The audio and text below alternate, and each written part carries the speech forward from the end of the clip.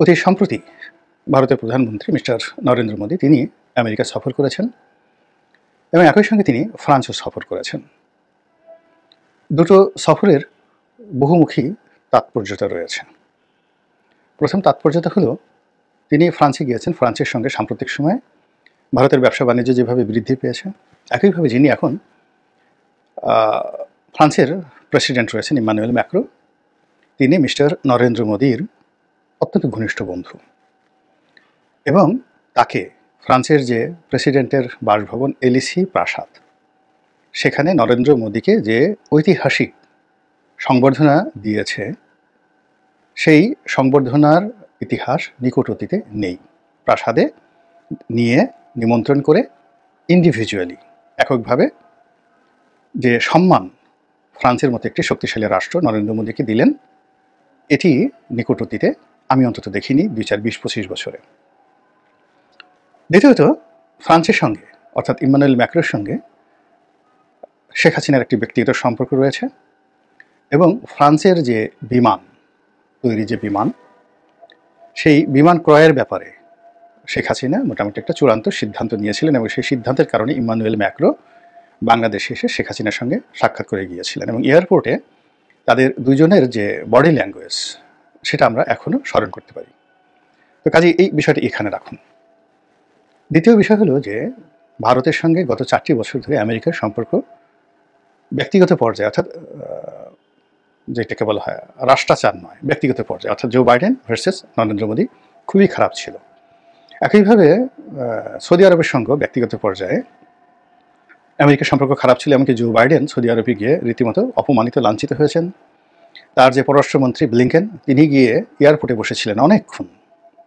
তো এরকম অবস্থা তৈরি হয়েছে, কিন্তু তাদের মধ্যে যে রাষ্ট্রাচার, যে রাষ্ট্রীয় যে কোঅপারেশনগুলো, সেগুলো কিন্তু ঠিকঠাক মতো চলছিল, কিন্তু ব্যক্তিগত সম্পর্কটা ছিল না।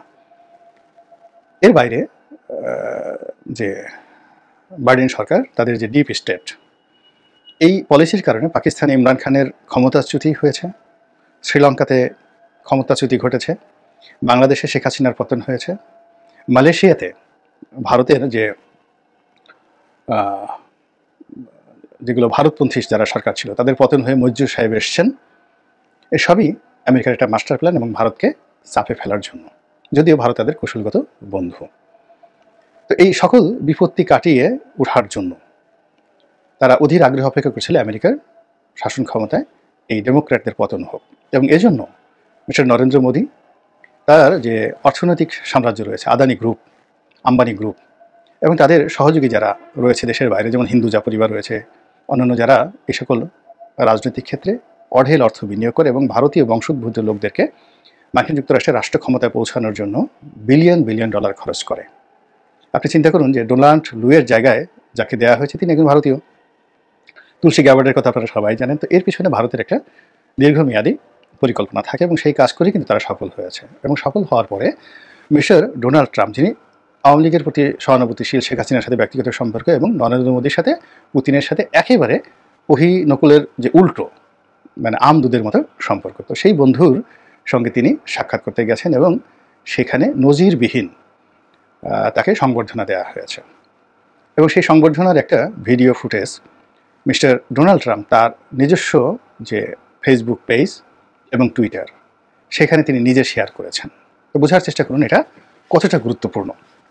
একদম বিহাইন্ড দ্য সিনারিও, হোয়াইট হাউসের অভ্যন্তরে যে ঘটনাগুলো ঘটেছে, এরকম একটা দৃশ্য তিনি তার ফেসবুকে দিয়েছেন। তো এই সকল দৃশ্যের পাশাপাশি একটা সংবাদ সম্মেলন, সেটাও একটা ব্যতিক্রমধর্মী সংবাদ সম্মেলন। সেই সংবাদ সম্মেলনে ভারতীয় একজন সাংবাদিকের প্রশ্নের জবাবে মিস্টার ট্রাম্প যে কথাগুলো বলেছেন, সেই কথার সাদামাটা উত্তর হলো যে বাংলাদেশের বিষয়টি আমি প্রধানমন্ত্রী নরেন্দ্র মোদীর হাতে ছেড়ে দিলাম। এর কারণ হলো তিনি বাংলাদেশি বিষয়টি জানেন এবং দিল্লি গত 100 বছর ধরে, মোর দ্যান 100 ইয়ার্স ধরে, এই বাংলাদেশ এবং অন্যান্য অঞ্চলের, ওই অঞ্চলে যে রাজনীতি, তাদের ক্ষমতার পট পরিবর্তন, ডিপ স্টেট তৈরি করা, এই সমস্ত বিষয়ে তাদের স্টাডি রয়েছে, অভ্যাস রয়েছে এবং তারা জানেন। একেবারে সত্য কথা। তো এই কথা নিয়ে আমাদের বাংলাদেশে যারা লোকজন আছেন মোদী বিরোধী, শেখ হাসিনা বিরোধী, তাদের বক্তব্য হলো একেবারে মোদীকে বাস দিয়ে দেওয়া হয়েছে।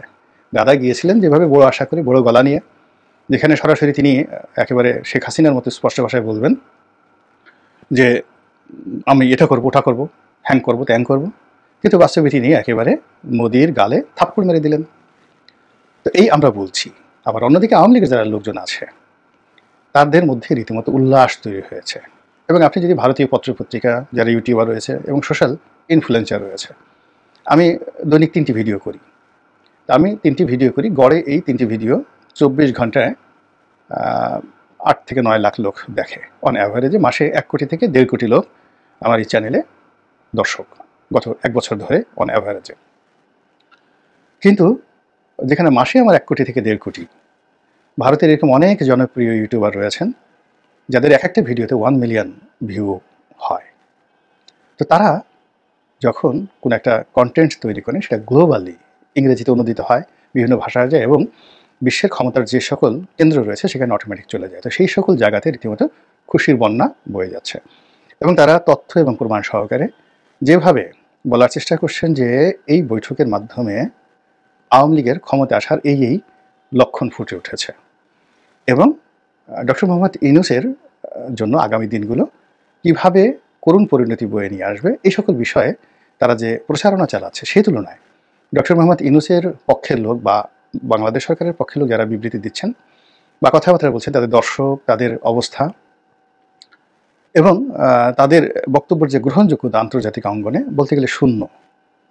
এখন আমার বক্তব্য কয়জন শোনেন আমি বলতে পারবো না, বা এই বক্তব্যের যে কোয়ালিটিটা, এটা ট্রেন্ডিং হয় ইউটিউবের মাধ্যমে, সেটা ইউটিউব কীভাবে এটাকে ট্রেন্ড করছে এটা ইউটিউব বলতে পারবে। কিন্তু ধরুন বাংলাদেশের অনেক ইউটিউবার রয়েছে, যখন আমার চেয়ে 100 গুণ তাদের যাকে বলা হয় ভিউ হয়। আমি একটা কন্টেন্ট যদি 1 লাখ হয়, তাদের হয়ে যায় 10 লাখ। আমি যদি মাসে 3টা ভিডিও, দৈনিক 3টা ভিডিও করি, তারা ওইভাবে 3টা ভিডিও করলে তাদের 30 লাখ হয়ে যায়। তো কিন্তু ইউটিউব ট্রেন্ডিংয়ে দেখা গেল যে তাদের যে কন্টেন্ট, সেই কন্টেন্টের যে ভ্যালু, এটি যাকে বলা হয় আমার চাইতে 100 গুণ নিম্ন পর্যায়ের। অনেকে বিজ্ঞাপনই দেয় না।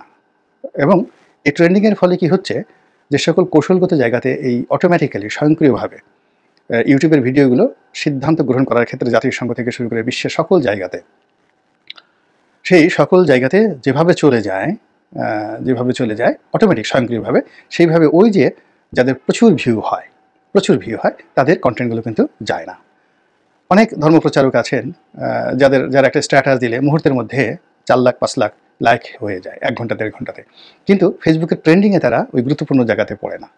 আবার দেখা গেল যে একজন গুরুত্বপূর্ণ ব্যক্তি যিনি একটা ফেসবুকে স্ট্যাটাস দিলে সেই সারাদিন বসে 100টা লাইক আসে, কিন্তু সেই লাইকটি ট্রেন্ডিংয়ের কারণে, ইউটিউবের ট্রেন্ডিংয়ের কারণে, ফেসবুকের ট্রেন্ডিংয়ের কারণে মুহূর্তের মধ্যে সেটা হোয়াইট হাউসে কিন্তু চলে যায়। আমি নিজে এখানে অবাক হয়ে গেলাম যে আমার যে দর্শক এবং আমার যে রেভিনিউ এখান থেকে আসে, তার বেশিরভাগ আসে ইসরায়েল থেকে।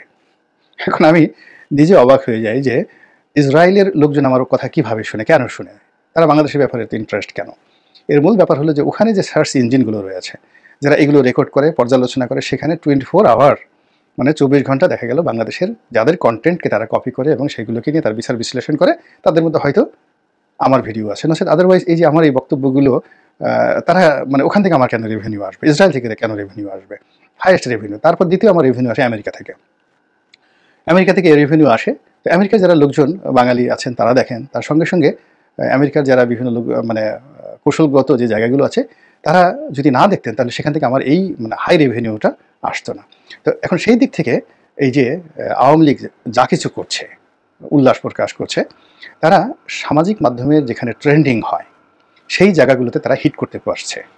এবং হিট করার কারণে কি হচ্ছে, তাদের যে কোনো বক্তব্য, যে কোনো কথা, যা কিছু সেটা অতি দ্রুত পৌঁছে যাচ্ছে জায়গা মতো, এবং যাকে বলা হয় একটা রীতিমতো অস্থিরতা তৈরি করছে। শেখ হাসিনা টুস করে ঢুকে পড়বে বা অমুক হবে, এটা নিয়ে এত হইচই কেন? আর হয় রাজ, আমাদের দেশে আমরা নিজেরা যে বিষয়গুলো নিয়ে হইচই করছি, আজকে এটা হচ্ছে, কালকে ওটা হচ্ছে, ভারত চলো, দিল্লি চলো, ইনকলাব জিন্দাবাদ, এগুলো কেন আন্তর্জাতিক অঙ্গনে, দেশের বাইরে এগুলো নিয়ে একটা টু শব্দ হয় না কেন? এই জিনিসগুলো নিয়ে দিল্লিতে একটা টু শব্দ হয় না? তো এই বিষয়গুলো বুঝতে হবে। এবং সেই কারণে কি হচ্ছে, এই যে নরেন্দ্র মোদী এবং ডোনাল্ড ট্রাম্পের যে বৈঠক এবং সেখানে যে বক্তব্য, সেই বক্তব্যের অন্তর্নিহিত যে বিষয়গুলো, এই বক্তব্যের ইতিহাস, সামনের পিছনের ঘটনা এবং পারিপার্শ্বিক যে বিষয়, সেই বিষয়গুলো সরকারকে মূল্যায়ন করতে হবে। আমরা যারা কন্টেন্ট তৈরি করি আমাদেরকে মূল্যায়ন করতে হবে। তাহলেই হয়তো দেখা যাচ্ছে যে আগামীতে আমেরিকা সংক্রান্ত, কূটনীতি সংক্রান্ত, তারপরে যে এখন যে এনজিওগ্রাম সরকার বলা হয়, এনজিও ব্যাক্ট সরকার বলা হয়, গ্রামীণ ব্যাংকের সরকার বলা হয়, তার সঙ্গে ডোনাল্ড ট্রাম্পের কী রাগ আছে, কী বিরোধ আছে? তিনি হঠাৎ করে কেন ইউএসএইডের মাধ্যমে বাংলাদেশে যে সকল সাহায্য আসতো এর মধ্যে রোহিঙ্গাদের জন্য খাদ্য বাবদ যে টাকা আসে এই টাকাটা ছাড়া সব সাহায্য বন্ধ করে দিয়েছেন।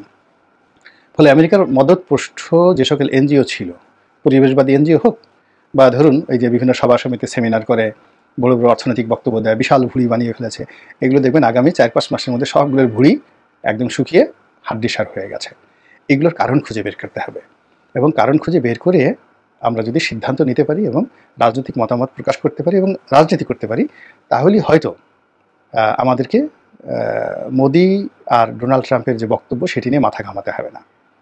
আমরা নিজেরাই নিজেদের ব্যাপারে সিদ্ধান্ত নিতে পারবো। অন্যথায় অতীতের মতো আমাদেরকে দিল্লিমুখী হতে হবে, অতীতের মতো আমাদেরকে আমেরিকামুখী হতে হবে, অথবা রুশ ভারতের দালাল হয়ে আমাদেরকে বাঁচতে হবে। আল্লাহ আমাদের সবাইকে হেদায়েত দান করুন এবং হেফাজত করুন। আসসালামু আলাইকুম ওয়া রাহমাতুল্লাহি ওয়া বারাকাতুহু।